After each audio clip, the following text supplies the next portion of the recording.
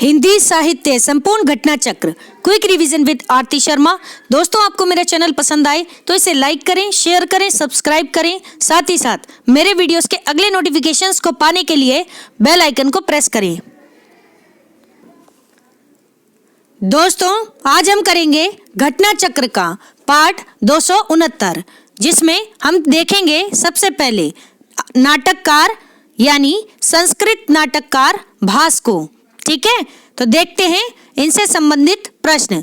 गौर करें दोस्तों, निम्नलिखित में से ध्यान देते जाएं, निम्नलिखित में से कौन भास द्वारा रचित नाटक नहीं है? तो भास द्वारा रचित नाटक नहीं है। ऑप्शन ए मृच्छ कटिकम, मृच्छ कटिकम भास द्वारा रचित नाटक नहीं है। बाकी उरु भंगम, ध्यान से सुनेंगे, उरु भंगम, दूत वाक्यम, मध्यम व्यायोग, ये सभी नाटक किसके द्वारा रचित हैं? नाटककार भास के द्वारा। लेकिन मृच्छ कटिकम भास का नाटक नहीं है। ठीक है, ऑप्शन ए सही उत्तर है। क्योंकि नहीं है वाला प्रश्न है तो इसे हम इस तरह से पढ़ेंगे। देखते हैं प्रश्न की व्याख्या।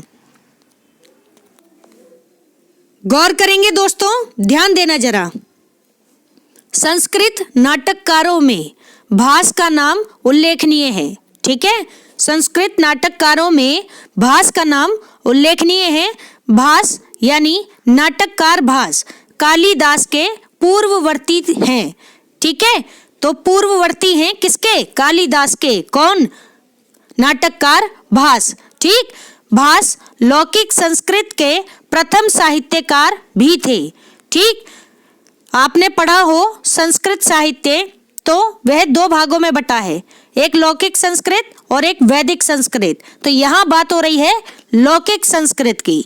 ठीक है, तो नाटककार भास लौकिक संस्कृत के पहले साहित्यकार थे। ठीक है, पहले साहित्यकार शब्दों पर ध्यान दे। ठीक है, प्रश्न सीधा सीधा यहीं से बनेगा। ठीक है, ध्यान दे दोस्तों, सबसे पहले 1909, ध्यान दें, सबसे पहले वर्ष 1909 में गणपति शास्त्री जी ने भास के 13 नाटकों की खोज की। तो भास के 13 नाटकों की खोज सबसे पहले किसने की? तो गणपति शास्त्री जी ने।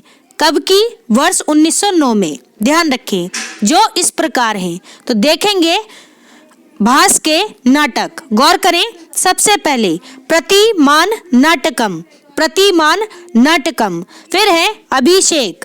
कौन सा? अभिषेक। फिर है पंचरात्र, पंचरात्र।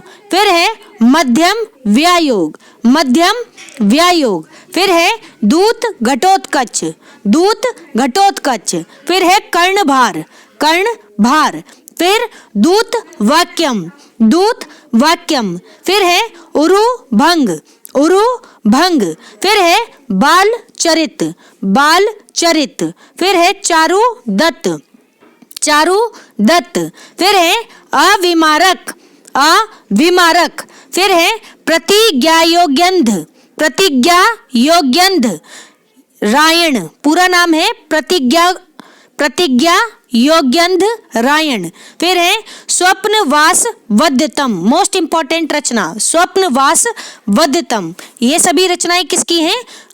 नाटककार भास की। एक बार सभी नाटकों को फिर से सुनेंगे। तो ध्यान दे दोस्तों, भास के नाटक हैं, ध्यान दे, प्रतिमान नाटकम, अभिषेक, पंचरात्र, मध्यम व्यायोग, दूत घटोत्कच, कर्णभार, दूत वाक्यम, उरुभंग, बालचरित, चारुदत्त, अविमारक, प्रतिज्ञा योगंध रायण, स्वप्न वास वध्यतम। ठीक है, तो ये सभी नाटककार, संस्कृत नाटककार भास के 13 नाटक हैं। ठीक है, ध्यान रखें। और इसकी खोज किसने की? तो वर्ष 1909 में सबसे पहले गणपति शास्त्री जी ने भास के नाटकों की खोज की। ठीक है, 13 नाटक हैं भास के संस्कृत में, ध्यान रखेंगे। गौर करेंगे दोस्तों, इनमें से भास की कृति कौन सी है? तो प्रश्न है, इनमें से भास की कृति कौन सी है? तो ऑप्शन बी बाल चरित। बाल चरित किसकी कृति है? भास की कृति है, नाटककार भास की। ठीक है, अगला प्रश्न है, ध्यान दें, प्रतिमान नाटकम। प्रतिमान नाटकम के रचयिता कौन है? तो ऑप्शन बी भास। भास का नाटक है प्रतिमान नाटकम। ठीक है, ध्यान रखेंगे दोस्तों। अगला प्रश्न है, ध्यान दें, इनमें से कौन सा नाटक भास का नहीं है? तो ऑप्शन डी मालविकाग्नि मित्रम। यह नाटक किसका है? तो यह नाटक कालिदास का है, मालविकाग्नि मित्रम। ठीक है, ध्यान रखेंगे, जबकि भास का नाटक नहीं है। भास के नाटक कौन कौन से हैं? तो ध्यान दें, प्रतिमान नाटकम, उरुभंग और दूतवाक्यम। प्रतिमान नाटकम, उरुभंग और दूतवाक्यम। इससे पिछले प्रश्न में हमने पढ़ा बालचरितम। बालचरितम भी भास का नाटक है। ठीक है, तो नहीं है वाला प्रश्न है हमारा ऑप्शन डी सही उत्तर है। मालविकाग्नि मित्रम भास की रचना नहीं है। ठीक है, अगला प्रश्न है, ध्यान दें, स्वप्नवास वदतम। स्वप्नवास वदतम नाटक के लेखक का नाम बताइए। तो ऑप्शन बी भास। भास का नाटक है स्वप्नवास वदतम। ठीक है दोस्तों, ध्यान रखेंगे, ऑप्शन बी सही उत्तर।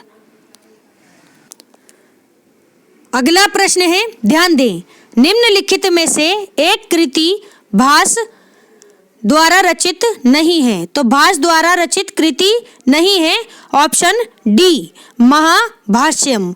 महाभाष्यम भास की कृति नहीं है। ठीक है, ध्यान रखेंगे, किसकी कृति है महाभाष्यम?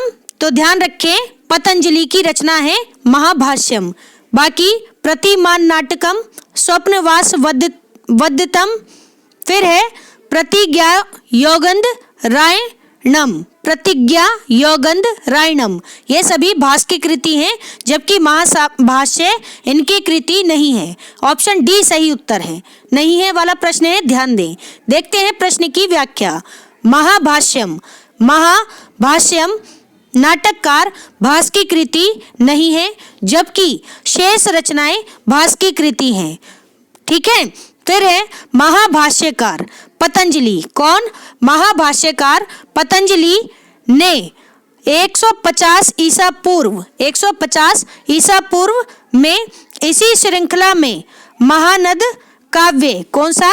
महानंद काव्य लिखा है। ठीक है, महाभाष्यकार कौन है? तो महाभाष्यकार कहे जा रहे हैं। इसका मतलब महाभाष्य किसकी रचना है? पतंजलि की, इसीलिए उन्हें सीधे कहा जाता है महाभाष्यकार पतंजलि। ठीक है, तो अब यहाँ समझें आप कि यहाँ महाभाष्य महाभाष्यकार से क्या अभिप्राय है? महाभाष्य इनकी रचना है, किसकी? पतंजलि की। ठीक है, तो ध्यान रखें 150 ईसा पूर्व। ठीक, महाभाष्यकार पतंजलि ने भी इसी श्रृंखला में महानंद काव्य लिखा है। समुद्रगुप्त, ध्यान दें, समुद्रगुप्त। ठीक है, समुद्रगुप्त ने कृष्ण चरित्र, ये गुप्त काल की, मौर्य काल की बात हो रही है। ठीक है, तो ध्यान रहे दोस्तों, समुद्रगुप्त ने कृष्ण चरित्र की प्रस्तावना में लिखा है कि पतंजलि ने, ध्यान दें, पतंजलि ने योग शास्त्र की व्याख्या के रूप में महानंद नामक काव्य लिखा है। ठीक है, तो ध्यान रहे, समुद्रगुप्त ने कृष्ण चरित्र की प्रस्तावना, कृष्ण चरित्र एक पुस्तक है जिसकी प्रस्तावना में समुद्रगुप्त जी लिखते हैं, क्या लिखते हैं कि पतंजलि ने योग शास्त्र की व्याख्या के रूप में, किसकी व्याख्या के रूप में? योग शास्त्र। पूछा भी जाता है कि योग से किसका संबंध है। ठीक है, तो इसके जनक माने जाते हैं पतंजलि। ठीक है, याद रखें, योग शास्त्र की व्याख्या के रूप में महानंद नामक काव्य भी लिखा है। किसने लिखा है दोस्तों? तो ध्यान रहे, महाभाष्यकार पतंजलि ने। ठीक है, प्रश्न के अनुसार ऑप्शन डी महाभाष्यम भास की रचना नहीं है, किसकी है? पतंजलि की। ध्यान रखेंगे।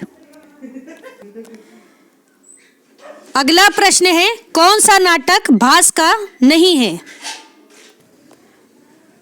तो इसका सही उत्तर है दोस्तों ऑप्शन डी, मुद्रा राक्षस। मुद्रा राक्षस नाटक भास का नाटक नहीं है। ठीक है, ध्यान रखेंगे, ऑप्शन डी सही उत्तर है। किसकी रचना है फिर मुद्रा राक्षस? तो ध्यान रहे विशाख दत्त की रचना है मुद्रा राक्षस। देखते हैं बाकी नाटक। भास के अन्य नाटक हैं स्वप्नवास, वध्यतम, फिर प्रतिज्ञा, फिर प्रतिमान नाटकम। ये सभी भास के नाटक हैं। बाकी मुद्रा राक्षस इनका नाटक नहीं है। तो प्रश्न के अनुसार हमारा ऑप्शन डी सही उत्तर है। देखते हैं प्रश्न की व्याख्या। गौर करेंगे व्याख्या पर। भास का नाटक मुद्रा राक्षस नहीं है। तो भास का नाटक मुद्रा राक्षस नहीं है, यह है विशाख दत्त की प्रथम रचना है। ठीक है, तो किसका नाटक है मुद्रा राक्षस? ध्यान रहे विशाख दत्त का, और ये विशाख दत्त का पहला नाटक यानी पहली रचना है। शेष रचना भास की है। ठीक है, भास द्वारा रचित कुल 13 नाटक हैं। कितने नाटक दोस्तों? 13 नाटक हैं, जिसमें से 2 राम कथा आश्रित नाटक हैं। राम कथा आश्रित नाटक हैं। कौन कौन से? पहला प्रतिमान नाटकम, दूसरा अभिषेक तथा 7 महाभारत कथा आश्रित नाटक। ठीक है, तो ध्यान दें, सबसे पहले गौर करें 13 नाटक किसके हैं? भास के हैं, जिनमें से 2 राम कथा आश्रित नाटक हैं। ठीक है, पहला कौन सा? प्रतिमान नाटकम, दूसरा कौन सा? अभिषेक। ये 2 नाटक राम कथा पर आधारित हैं। ठीक, फिर है इनके महाभारत कथा पर आधारित या उस पर आश्रित नाटक। महाभारत कथा पर आश्रित नाटक हैं इनके। कितने नाटक? 7 नाटक हैं। किसके? भास के। तो कौन कौन से? ध्यान दें, सबसे पहले उरु भंगम है दोस्तों। ठीक है, उरु भंगम है ये सही नाम। फिर है दूत वाक्यम, फिर है पंचरात्रम, फिर है दूत घटोत्कच, फिर है कर्णभार, फिर है मध्यम व्यायोग, फिर है बालचरित तथा 2 लोक कथा आश्रित इनके नाटक और भी हैं। तो इनके 7 नाटक हमने देखे जो कि महाभारत की कथा पर आश्रित हैं। कौन से? उरुभंगम, दूत वाक्यम, पंचरात्रम, दूत घटोत्कच, कर्णभार, मध्यम व्यायोग और बालचरित। ठीक, अब हम बात करेंगे नाटककार भास के 2 नाटकों के बारे में। कौन से? जो कि लोक कथा पर आश्रित नाटक हैं। कौन कौन से? ध्यान दें, प्रतिज्ञा योगंध रायणम, फिर है स्वप्नवास वध्यतम, फिर है इसके अतिरिक्त 2 कल्पना आश्रित नाटक हैं। कौन कौन से? अविमारक। अभी हमने कौन से देखे? लोक कथा आश्रित नाटक। कौन कौन सा? प्रतिज्ञा योगंध रायणम, दूसरा है स्वप्नवास वध्यतम। अब हम बात करेंगे भास के 2 कल्पना आश्रित नाटकों की। कौन कौन से हैं कल्पना आश्रित नाटक? तो ध्यान दें, अविमारक और चारु दत्तम। ठीक है, तो ध्यान रखेंगे दोस्तों, ये सभी नाटक किसके हैं? भास के नाटक हैं। ठीक है, और विशाख दत्त की प्रथम रचना मानी गई है मुद्रा राक्षस, जो कि भास की रचना नहीं है। किसकी है? विशाख दत्त की। हमारा प्रश्न ये था। ठीक है, ध्यान रखेंगे। एक बात कहना चाहूंगी दोस्तों, जो भी हिंदी के विद्यार्थी ये वीडियोस देख रहे हैं, अगर उनके मित्र संस्कृत से पढ़ाई कर रहे हैं तो आप उन्हें ये वीडियो सजेस्ट कर सकते हैं। अगर उन्हें कुछ मदद मिल सकी तो वे इसे जरूर देखें। ठीक है, अब बात करेंगे दोस्तों हम कालिदास के बारे में। ठीक है, तो कालिदास बहुत ही प्रसिद्ध विभूति रहे हैं। कालिदास, महाकवि कालिदास कहा जाता है इन्हें। ठीक है, और ये किसके लिए प्रसिद्ध है? किस अलंकार के लिए? तो देखते हैं। ठीक है, प्रश्न है हमारा महाकवि कालिदास। इनसे पहले कौन थे? हमने पढ़ा नाटककार भास के बारे में। अब हम पढ़ेंगे महाकवि कालिदास के बारे में। तो जरा ध्यान से पढ़ते जाएं दोस्तों, बहुत ही जबरदस्त वीडियो होने वाले हैं ये सभी। ठीक है, अपना ध्यान बनाए रखें, गौर करें दोस्तों। महाकवि कालिदास किस अलंकार के लिए प्रसिद्ध हैं? तो ऑप्शन ए उपमा अलंकार के लिए। उपमा अलंकार का सम्राट भी कहा जाता है महाकवि कालिदास को। ठीक है, ध्यान रखेंगे दोस्तों, ऑप्शन ए सही उत्तर है। देखते हैं प्रश्न की व्याख्या। तो गौर करेंगे दोस्तों, महाकवि कालिदास उपमा अलंकार के लिए प्रसिद्ध हैं। किसके लिए? उपमा अलंकार के लिए प्रसिद्ध हैं महाकवि कालिदास। यह इस उक्ति से स्पष्ट होता है। ध्यान दें, एक उक्ति है कालिदास के संबंध में, जरा ध्यान देंगे। क्या है उक्ति?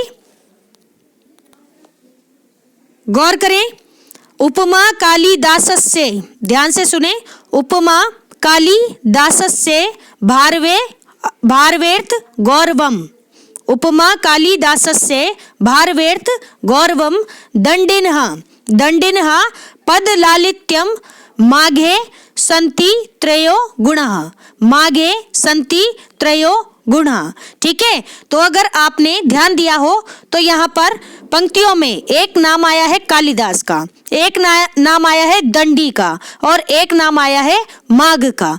ठीक है, तो एक बार फिर से सुने पंक्तियों को। उपमा कालिदासस्य भारवेर्थ गौरवम दंडिनः पदलालित्यम माघे सन्ति त्रयो गुणः। यानी कालिदास उपमा के लिए प्रसिद्ध हैं, भारवी अर्थ गौरव के लिए प्रसिद्ध है, एक नाम और है भारवी।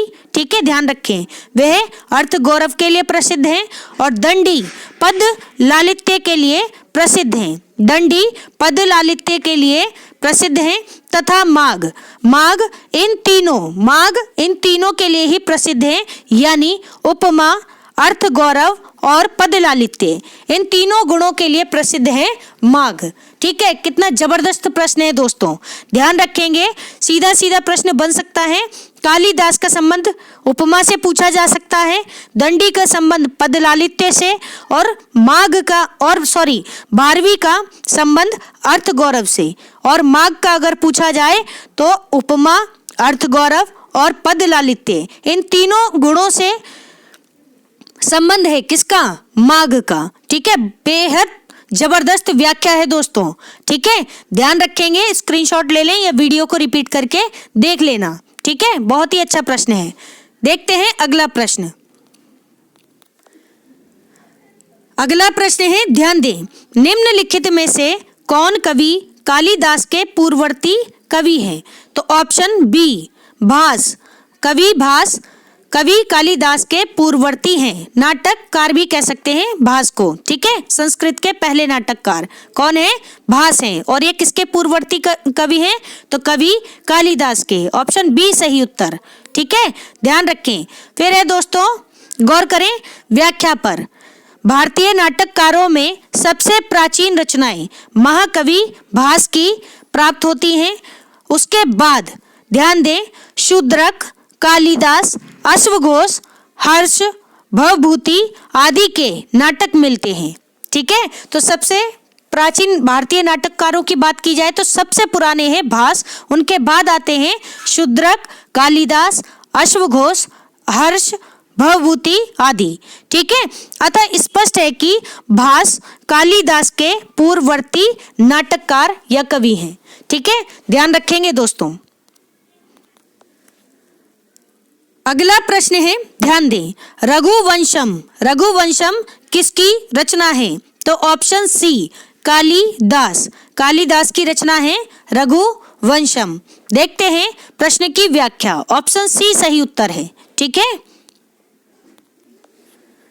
गौर करेंगे दोस्तों, कालिदास द्वारा रचित रघुवंशम एक चरित महाकाव्य है। क्या है? चरित महाकाव्य रघुवंशम। ठीक है, यह 19 सर्गों में है। कितने सर्गों में? 19 सर्गों में। रघुवंशम कृति किसकी है? कालिदास की। इसमें मनु से लेकर सूर्यवंशी, दिलीप, रघु, अज, दशरथ, राम आदि सहित कुल 31 राजाओं के जीवन का वर्णन है। ठीक है, कितने राजाओं का? 31 राजाओं के जीवन का वर्णन है। किसमें? कालिदास की रचना रघुवंशम में। ठीक है, और प्रमुख रूप से अगर याद रखें तो ध्यान रहे, मनु, सूर्यवंशी, दिलीप, रघु, अज, दशरथ, राम, ये प्रमुख हैं रघुवंश रचना में जो राजा हैं ये। ठीक, बाकी कुल 31 राजाओं के जीवन का वर्णन है, इसीलिए इसे क्या कहा गया? चरित महाकाव्य। किसे? रघुवंशम को। ठीक है, इसी प्रकार इंदुमती, सीता, कुमुदवती आदि, इंदुमती, सीता, कुमुदवती आदि रानियों का भी वर्णन है। किसका? ये 3 रानियां हैं, इंदुमती, सीता, कुमुदवती, ये सभी रानियां हैं। इनका वर्णन भी रघुवंशम रचना में मिलता है। इस रचना के वैशिष्ट्य के कारण ही कवियों और आलोचकों को कहना पड़ा है कि, क्या कहना पड़ा है? कि ध्यान दें, कहिए रघुकारे न रमते, कहिए रघुकारे न रमते। ठीक है, तो ये किस वजह से कहा कवियों और आलोचकों ने? तो रघुवंशम के वैशिष्ट्य के कारण। ठीक, व्यास, अब ध्यान दें, व्यास द्वारा वेद और भरत मुनि द्वारा नाट्य शास्त्र तथा चाणक्य द्वारा अर्थशास्त्र की रचना की गई। तो व्यास की रचना है वेद। ठीक है, तो वेदों के लेखक माने जा सकते हैं कौन?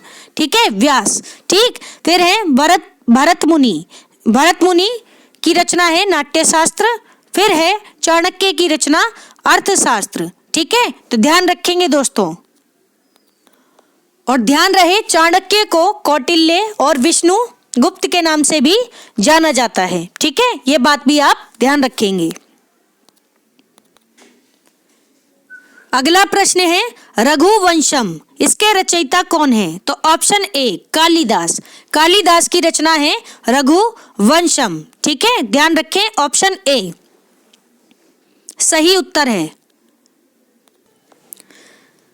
अगला प्रश्न है, ध्यान दे जरा, संस्कृत के निम्नलिखित ग्रंथों में से कौन सा ग्रंथ नाटक नहीं है? तो ऑप्शन बी रघुवंशम, रघुवंशम नाटक नहीं है, यह एक चरित महाकाव्य है। और किसका है? कालिदास का चरित महाकाव्य है, उनके द्वारा रचित है चरित महाकाव्य। ठीक है, ध्यान रखेंगे दोस्तों। अगला प्रश्न है, ध्यान दें, कालिदास की रचना रघुवंशम कैसी रचना है? तो ऑप्शन डी, यह एक महाकाव्य है। कालिदास की रचना रघुवंशम एक महाकाव्य है और यह एक चरित महाकाव्य है जिसमें 31 राजाओं का वर्णन है। ठीक है, ध्यान रखेंगे। अगला प्रश्न है, ध्यान दें, रघुवंशम महाकाव्य में कुल कितने सर्ग हैं? तो ऑप्शन बी, सर्गों की बात होगी तो 19 सर्ग हैं रघुवंशम महाकाव्य में। ठीक है, ध्यान रखेंगे। अगला प्रश्न है, कालिदास की प्रथम काव्य कृति कौन सी है? तो ऑप्शन बी ऋतु संहार, ऋतु संहार कालिदास जी की प्रथम काव्य कृति है। ऑप्शन बी सही उत्तर। देखते हैं प्रश्न की व्याख्या। ध्यान देना दोस्तों, कालिदास की प्रथम काव्य कृति ऋतु संहार है। कौन सी? ऋतु संहार है। इसमें 6 सर्ग और 144 श्लोक हैं। कितने? 6 सर्ग और 144 श्लोक हैं। किसमें? कालिदास की प्रथम काव्य कृति ऋतु संहार में। इन 6 सर्गों में 6 ऋतुओं का क्रमशः वर्णन है। तो 6 ऋतुओं का क्रमशः वर्णन है इन 6 सर्गों का। ठीक है, कैसे देखते हैं। सबसे पहले जो सर्ग है वो है ग्रीष्म सर्ग, फिर है वर्षा सर्ग। ये सभी क्या है? ऋतुएं हैं। ठीक है, तो ध्यान दें, ऋतुओं के नाम से 6 सर्ग हैं। ग्रीष्म सर्ग, फिर वर्षा सर्ग, फिर शरद सर्ग, फिर हेमंत सर्ग, फिर शिशिर सर्ग, फिर बसंत सर्ग। ठीक है, ग्रीष्म, फिर वर्षा, फिर शरद, फिर हेमंत, फिर शिशिर और बसंत सर्ग। ठीक है, ध्यान रखेंगे ये 6 सर्ग हैं। अब बात करते हैं, ध्यान दें, संस्कृत साहित्य में केवल यही ग्रंथ है जिसमें 6 ऋतुओं का पूरे विवरण के साथ वर्णन मिलता है। तो दोस्तों ये बहुत ही बड़ी बात है। ठीक है, तो संस्कृत साहित्य में एकमात्र ग्रंथ है ऋतु संहार, जिसमें 6 ऋतुओं का पूरे विवरण के साथ वर्णन मिलता है। कवि की प्रथम काव्य कृति होने पर भी ऋतु संहार में कुछ मनोरम पद्य, रमणीय कल्पनाएं और सुंदर पद्य शैया मिलती है। ठीक है, ध्यान दें, कवि की प्रथम काव्य कृति होने पर भी ऋतु संहार में क्या मिलता है? मनोरम पद्य, रमणीय कल्पनाएं और सुंदर पद सैया मिलती है। ठीक है, तो ध्यान रखेंगे दोस्तों, बहुत ही इंपॉर्टेंट व्याख्या है। और कालिदास की कृति है प्रथम कृति ऋतु संहार, जिसमें 6 सर्ग और 144 श्लोक हैं। 6 सर्ग क्या हैं? 6 ऋतुएं हैं। और संस्कृत साहित्य में केवल 6 ऋतुओं का वर्णन एकमात्र इसी कृति यानी ऋतु संहार में मिलता है। इतनी बात आप याद रखेंगे। अगला प्रश्न है, ध्यान दे दोस्तों, निम्नलिखित में से कौन सी रचना लघु त्रयी में नहीं आती? तो ऑप्शन डी, ऋतु संहार। ऋतु संहार रचना लघु त्रयी में नहीं आती। ठीक है, ऑप्शन डी सही उत्तर है। देखते हैं प्रश्न की व्याख्या, ध्यान देंगे दोस्तों। तो ध्यान दे दोस्तों, कालिदास द्वारा रचित रघुवंशम, कुमार संभवम तथा मेघदूतम लघु त्रयी के नाम से जाने जाते हैं। ठीक है, कालिदास द्वारा रचित रघुवंशम, कुमार संभवम और मेघदूतम, ये सभी रचनाएं किसके नाम से जानी जाती हैं?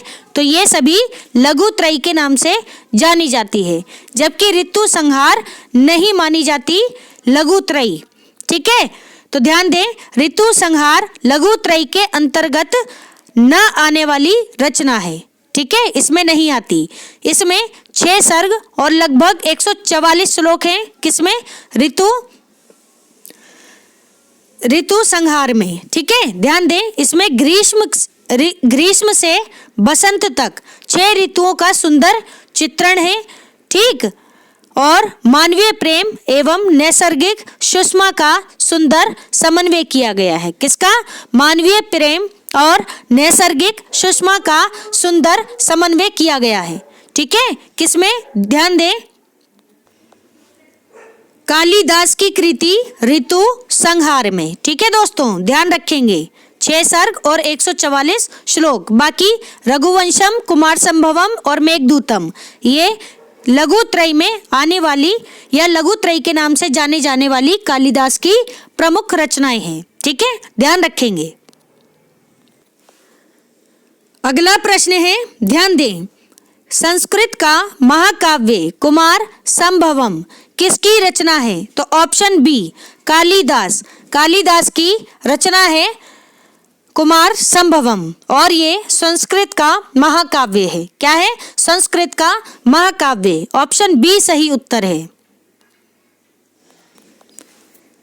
अगला प्रश्न है, ध्यान देना दोस्तों, तो जरा गौर करेंगे, निम्न में से कौन सा ग्रंथ कालिदास द्वारा प्रणीत ग्रंथ है? तो ऑप्शन सी, मालविकाग्नि मित्रम। मालविकाग्नि मित्रम कालिदास द्वारा प्रणीत ग्रंथ है। ऑप्शन सी सही उत्तर। देखें व्याख्या, कालिदास द्वारा प्रणीत मालविकाग्नि मित्रम प्रथम नाटक है। कौन सा? पहला नाटक है कालिदास का। ठीक है, मालविकाग्नि मित्रम। इसमें 5 अंकों में मालविका और अग्निमित्र के प्रणय तथा विवाह का वर्णन है।